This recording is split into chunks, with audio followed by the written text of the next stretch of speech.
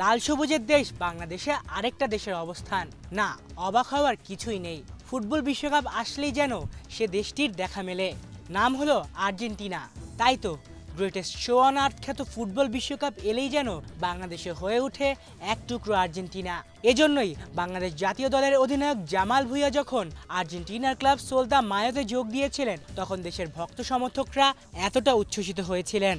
যাই হোক, আর্জেন্টিনায় জামালের সময়টা কেটেছিল একটু কষ্টেই, কারণ সে ক্লাব থেকে প্রাপ্য অর্থই বুঝে পাননি, যে কারণে ফিফার কাছে করেছিলেন অভিযোগও।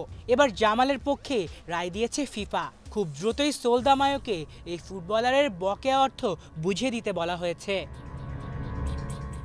মূলত গতকালই ফিফার ফুটবল ট্রাইব্যুনাল থেকে রায় এসেছে বড় পরিসরে। ব্রাজিলিয়ান বিচারক আন্দ্রেস দোস সান্তোস সোলদা মায়োকে সব মিলিয়ে $1,62,980 জামালের ব্যাংক অ্যাকাউন্টে দেওয়ার নির্দেশ দিয়েছেন, যা বাংলাদেশি টাকায় প্রায় $1,90,29,80 টাকার সমান। ফিফার ট্রাইব্যুনাল থেকে এমন রায় পেয়ে অবশ্য বেশ খুশি বাংলাদেশ অধিনায়ক। দেশের এক গণমাধ্যমকে তিনি বলেন, আমি অনেকটা আশা নিয়েই আর্জেন্টিনার সোলদা মায়োতে খেলতে ছিলামও অনেক দিন, কিন্তু ওরা আমাকে কোনো টাকা পয়সাই দেয়নি, তাই চুক্তির মাঝপথে সেটি ছিন্ন করে চলে আসতে হয়েছিল। এসেই ফিফার কাছে অভিযোগ করি। এখন রায় পেয়ে আমি অনেক খুশি। আলিফ চৌধুরী, বাংলা ভিশন।